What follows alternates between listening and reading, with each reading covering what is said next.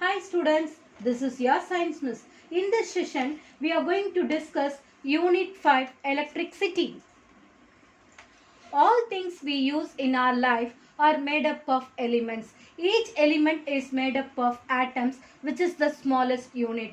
நம்ம யூஸ் பண்ற ஒவ்வொரு பொருளும் எதால ஆனதுன்னு பார்த்தீங்கன்னா எலிமெண்ட்ஸ்னால ஆனது. அந்த எலிமெண்ட்ல இருக்கக்கூடிய ஸ்மாலஸ்ட் யூனிட் என்னன்னாக்கா ஆட்டம்ஸ் தான். So atoms are made up of particles like protons, electrons and neutrons. So atomsல proton, electron and neutron three elements வந்து fundamental particles வந்து present ஆயிருக்கு. இந்த movement of electrons in a material constitute electric current and generates an energy called electric energy or electricity. இந்த movements of the electron, அந்த electron உடைய movementsனால ஒரு energy வந்து generate ஆகுது. அந்த எனர்ஜியை தான் நம்ம என்னன்னு சொல்றோம்னா எலக்ட்ரிக் எனர்ஜி அப்படின்னு சொல்றோம். அப்படி இல்லைன்னா அதை வந்து எலக்ட்ரிசிட்டி அப்படின்னு சொல்லுவோம். இந்த எலக்ட்ரிசிட்டியை நம்ம எங்கெல்லாம் யூஸ் பண்றோம்னு பார்த்தீங்கன்னா electric bulbs, fan, electric iron box, washing machine and refrigerators are some of the appliances which work with the help of the electricity. அடுத்தது நம்ம படிக்க போறது charges. What is a charge? Charge or electric charge is a basic property of matter that causes objects to attract or repel each other. So இதுதான் வந்து electric charge இல்லைன்னா சார்ஜினுடைய definition. இந்த charges can neither be created நார் B destroy. இந்த சார்ஜஸை நம்மளால create பண்ணவும் முடியாது, அழிக்கவும் முடியாது, டெஸ்ட்ராய் பண்ணவும் முடியாது. இந்த சார்ஜஸ்ல டூ டைப்ஸ் ஆஃப் சார்ஜஸ் இருக்கு, positive charge and negative charge. Protons carry positive charge and electrons carry negative charge. So இங்க ப்ரோட்டான்ஸ் வந்து பாசிட்டிவ் சார்ஜை கேரி பண்ணுது அண்ட் வந்து எலக்ட்ரான்ஸ் வந்து நெகட்டிவ் சார்ஜை கேரி பண்ணுது. Unlike charges attract each other. இங்க பாருங்க, ஒரு நெகட்டிவும் ஒரு பாசிட்டிவும் என்ன பண்ணும், அட்ராக்ட் பண்ணும். ஆனால் அதே நேரத்தில் லைக் சார்ஜஸ், பாசிட்டிவ் இது லைக் சார்ஜ், அதே மாதிரி நெகட்டிவ் வந்து like charge. So like charges ripple each other. ஒன்னோட ஒன்று என்ன ஆகாது, ஒட்டாது, இது ரிப்பல் ஆகிடும், நகர்ந்து போயிடும். And electric charge is measured in coulomb, C அப்படிங்கிற சிம்பிளில் நம்ம மெஷர் பண்ணுறோம். Small amount of charge that can exist freely is called elementary charge. Small amount of charge நம்ம என்னன்னு சொல்றோம்னா elementary charge, ஃப்ரீயா பிரசன்ட் ஆயிருக்கிறது elementary charge அப்படின்னு சொல்றோம். அதனுடைய வேல்யூ பார்த்தீங்கன்னா 1.602 into 10 to the power of -19c. இப்போ நம்ம ட்ரான்ஸ்ஃபர் ஆஃப் சார்ஜஸ் பற்றி படிக்க போகிறோம். ஓகேங்களா? Electrons can be transferred from one substance to another. Electrons வந்து ஒரு சப்ஸ்டன்ஸ்லேருந்து இன்னொரு சப்ஸ்டன்ஸ்க்கு ட்ரான்ஸ்ஃபர் ஆகிட்டே இருக்கும். The substances which gain electron become negative charge and the substance which loses electrons become positively charged. எதெல்லாம் வந்து எலக்ட்ரான்ஸை கெயின் பண்ணுதோ அது வந்து பாசிட்டிவ் சார்ஜ் ஆகும், எதெல்லாம் எலக்ட்ரான்ஸை லூஸ் பண்ணுதோ அது பாசிட்டிவ் சார்ஜாகவும் மாறிடும். ஓகேங்களா? ஸோ இப்போ இந்த ட்ரான்ஸ்ஃபர் ஆஃப் சார்ஜஸ் வந்து நம்மளுக்கு 3 வேஸில் நடக்குது. என்னென்னு பார்த்தீங்கன்னா transfer by friction, transfer by conduction, transfer by induction. So இந்த 3 மெத்தட்ஸையும் இப்போ நம்ம டீட்டெயில்டாக பார்க்க போகிறோம். Transfer by friction. Rubbing certain materials with one another can cause the build-up of electric charge on the surface. இதுதான் transfer of friction கான definition. So இப்போ பார்த்தீங்கன்னாக்கா ரெண்டு பொருளை வந்து வேகமாக தேய்க்கும் போது அந்த இடத்துல என்ன ஆகுது, சார்ஜஸ் வந்து பில்டப் ஆகுது. இதுக்கு எக்ஸாம்பிள் உங்களுக்கு கொடுத்துருக்காங்க. comb rubbed with hair gain electrons from the hair and becomes negatively charged. இப்போ தலையில் வந்து சீப்பை வேகமாக வச்சு வாரிக்கிட்டே இருக்கும்போது என்ன ஆகும்னா ஹேரில் இருக்கக்கூடிய எலக்ட்ரான்ஸ் எல்லாத்தையும் கோம் வந்து கெயின் பண்ணிக்கும். ஸோ நிறைய எலக்ட்ரான்ஸ் கெயின் பண்ணதுனால கோமில் வந்து நெகட்டிவ் சார்ஜ் வந்து நிறைய அக்யூமுலேட் ஆகிடுச்சு. இப்போ these charges are accumulated on the surface of the comb. கோம்னுடைய சர்ஃபேஸில் அந்த நெகட்டிவ் சார்ஜ்லாம் அக்யூமுலேட் ஆயிருக்கு. when a piece of paper is teared into bits, positive and negative charges are present at the edges of the bits. ஒரு சில paper பிட்ஸை நம்ம கிழிச்சி நம்ம தரையில் போடுறோம். அந்த பேப்பர் பிட்ஸில் பாசிட்டிவ் சார்ஜும் இருக்கும், நெகட்டிவ் சார்ஜும் இருக்கும். அப்படி இருக்கும்போது அந்த கோம்பில் அக்யூமுலேட் ஆகிருக்கிற நெகட்டிவ் சார்ஜோட அக்யூமுலேட் ஆகிருக்கிற அந்த கோம்பை அந்த பேப்பர் பிட்ஸ் கிட்ட நம்ம எடுத்துகிட்டு போகும்போது என்ன ஆகும்? The negative charge in the comb attract positive charge in the bits. அந்த பேப்பர் பிட்ஸில் இருக்கக்கூடிய பாசிட்டிவ் சார்ஜை அந்த கோம் வந்து அட்ராக்ட் பண்ணும். ஓகேங்களா? So the paper bits are moving towards the comb. அது என்ன ஆகும்? அப்படியே ஒரு மேக்னெட் வந்து இரும்பை வந்து அட்ராக்ட் பண்ணுற மாதிரி இந்த பேப்பர் பிட்ஸில் ஒரு சில பேப்பர் பிட்ஸ் வந்து என்ன ஆகும்? அந்த கோமை நோக்கி மூவ் ஆகும். இதுதான் வந்து டிரான்ஸ்ஃபர் பை ஃப்ரிக்ஷனுக்கான ஃபர்ஸ்ட் எக்ஸாம்பிள். இப்போ இங்கே செகண்ட் எக்ஸாம்பிள் பாருங்க.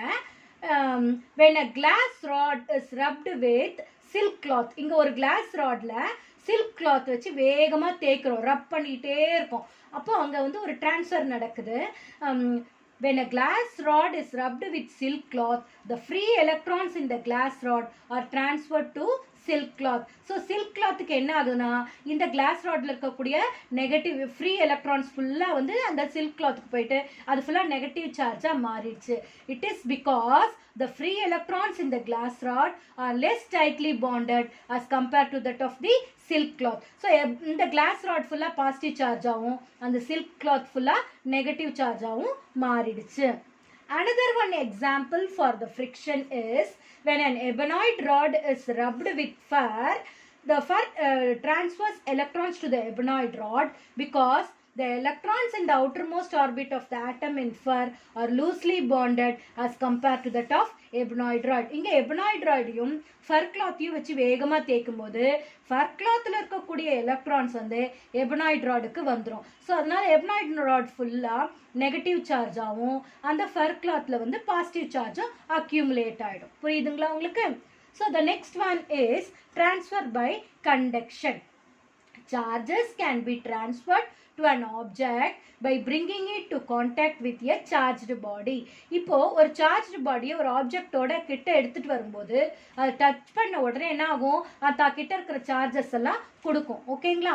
So this method of transferring charges from one body to another body is called transfer by conduction. இதுதான் டிரான்ஸ்ஃபர் பை கண்டக்ஷனுக்கான உங்களுக்கு டயக்ராமேட்டிக் ரெப்ரசன்டேஷன். இங்கே இந்த மெட்டல் பால் வந்து உங்களுக்கு வந்து எந்த ஒரு சார்ஜுமே இல்லாமல் இருக்கு. இப்போ இந்த எபனாய்ட் ராட்ல சார்ஜ்டு பார்ட்டிகல்ஸ் ப்ரெசென்ட்டாக இருக்கு, இந்த நெகட்டிவ் சார்ஜ்லாம் பிரச்சனை. இந்த எபனாய்ட் ராடை வந்து இந்த மெட்டாலிக் பால் மேலே வச்ச உடனே இந்த எபனாய்ட் ராட்ல இருக்கக்கூடிய நெகட்டிவ் சார்ஜஸ் என்ன ஆகுது? இந்த மெட்டாலிக் பால் மேலே வந்து அக்யூமுலேட் ஆகி இந்த மெட்டாலிக் பால் ஃபுல்லாக நெகட்டிவ் சார்ஜ் அக்யூமுலேட் ஆகி.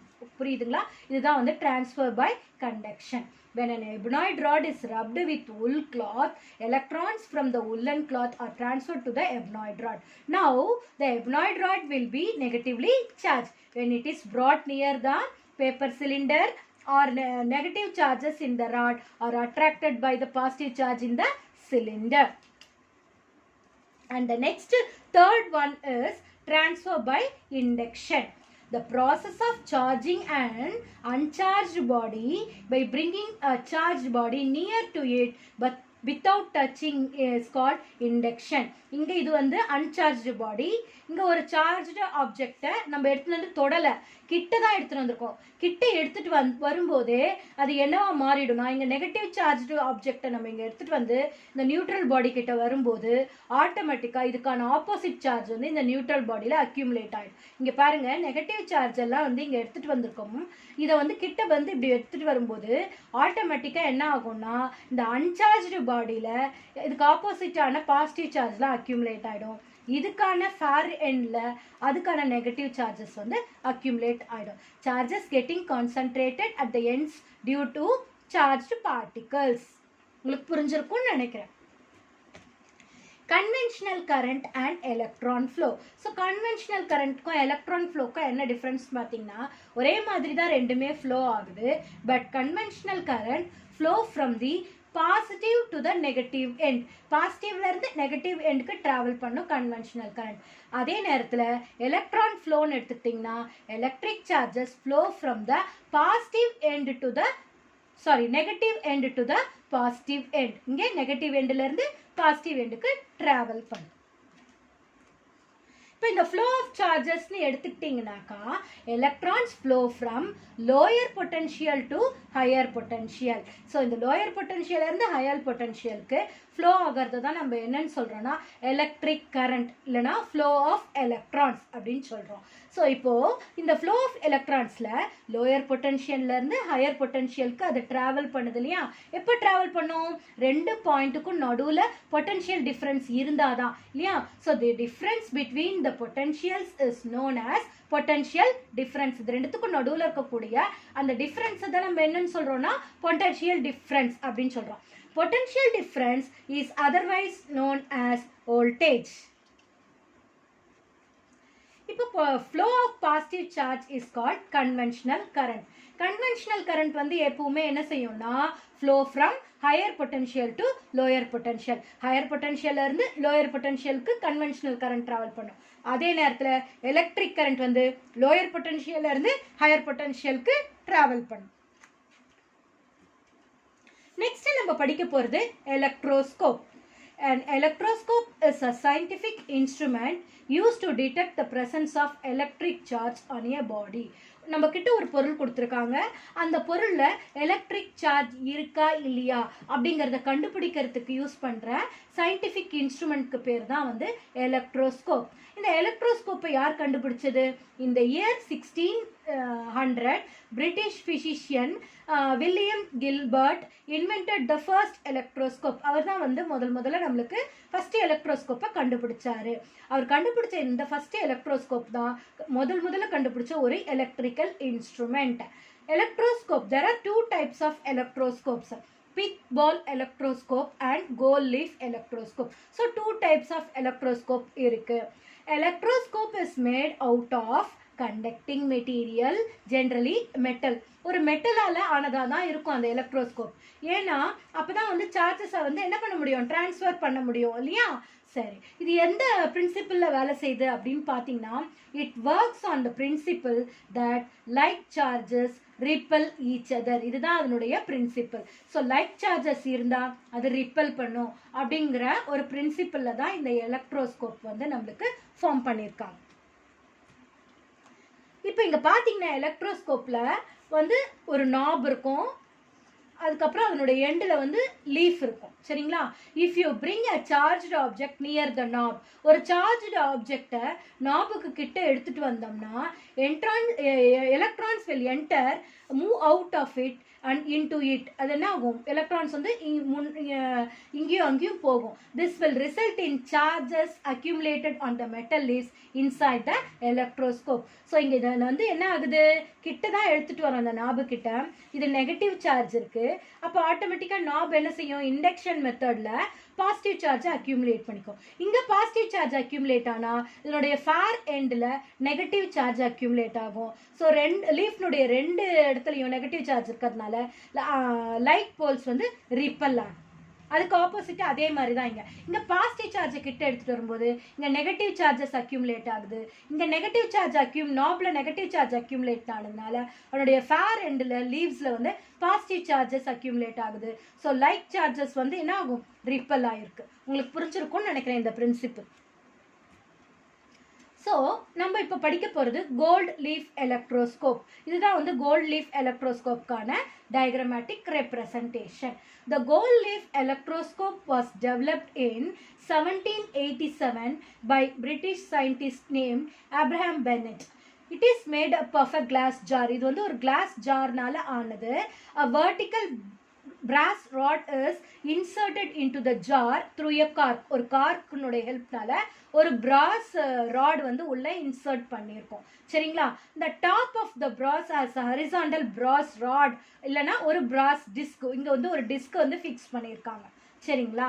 அடுத்தது 2 gold leaves are suspended from the brass rod. இந்த brass rodனுடைய அதர் எண்டில் 2 gold leaves வந்து ப்ரெசண்ட் ஆயிருக்கு. இப்போ இது எப்படி ஒர்க் பண்ணுது அப்படிங்கிறத நம்ம பார்க்க போகிறோம். when a brass disc of the electroscope is touched by the charged object. இப்போ ஒரு சார்ஜ்டு ஆப்ஜெக்டை யூஸ் பண்ணி இந்த brass knob வந்து நம்ம என்ன பண்ணுறோம்? கிட்ட எடுத்துட்டு வரோம், டச் பண்றோம். அப்போ electric charges get transfer to the gold leaf. இங்க என்ன ஆகுது, கிட்ட எடுத்துட்டு வந்தோடனே இதுல என்ன சார்ஜ் அக்யூமுலேட் ஆயிருக்கோ அதுக்கு ஆப்போசிட்டான சார்ஜ் இங்க அக்யூமுலேட் ஆகும். இந்த நாப்ல என்ன சார்ஜ் இருக்கோ அதுக்கான ஆப்போசிட் சார்ஜ் வந்து இந்த லீஃப்ல அக்யூமுலேட் ஆகும். Electric charge get transfer to the gold leaf through the rod. This results in gold leaves moving away from each other.